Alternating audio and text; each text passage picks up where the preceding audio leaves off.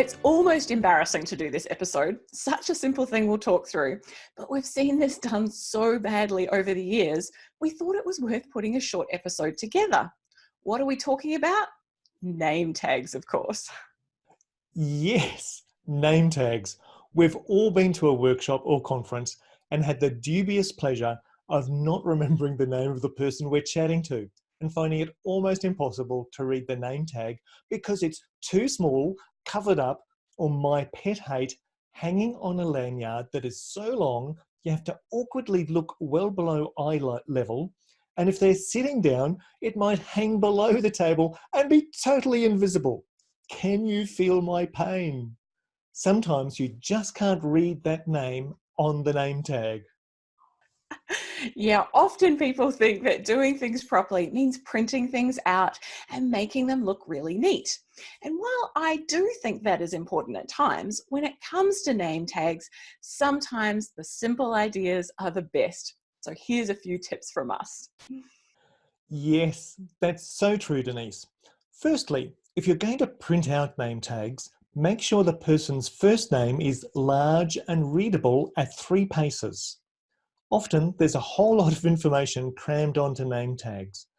First and last name, organisation, location, and of course, a few logos to fill in any empty space. I think it's important to keep it simple and have an easy to read first name. So make it large and bold, use upper and lower case because that's easier to read, and have it on its own line towards the top of the name tag. So check to see who has the longest name and make sure that fits on one line, and then use that size for the rest of the others. I definitely agree, John. In fact, I don't think it's all that important to print things out. I grab a roll of 24mm masking tape and a black Sharpie, what others might call a permanent marker, and just write them out on the spot as people arrive. I just write along the tape while it's still on the roll and then tear it off. Some people prefer to cut them into equal lengths and stick them on a tabletop and then write the names then and peel them off. You can get people to write them out themselves, or as you're introducing yourself, you can ask them their name and how it is spelt, and that way everyone has the same name tag. And I've found that masking tape is surprisingly good at sticking on most fabric without leaving sticky marks or holes. And the best part is that you can get people to put them high up on their chests so the labels are easy to read. I have a colleague who uses the same approach, and she told me how they had a visitor to their group one day, and they wrote out a name tag on the masking tape and gave it to the visitor. And he commented that he felt like he was part of the group because he had the same name tag as the rest. And that helped set things up for success as he could slot into the group with no problems. That's a great idea, Denise, and very portable. Another tip is that if you do print out name tags for lanyards, then make sure you have the same on both sides.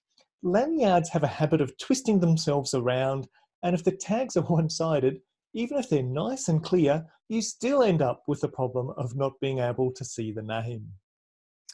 I'm definitely still feeling your pain, John. But John, you've also told me about fabric printed name tags. Tell us more about that. Yes, sure, Denise. So I found these sticky fabric labels made by Avery at our local Officeworks store, though I'm sure there might be similar ones made by other companies available at other stores too. They come in sheets of 8 labels per A4 page, and you can put them through a laser printer. Alternatively, you can just write on them with a permanent marker. They're just like the paper labels, only they're fabric.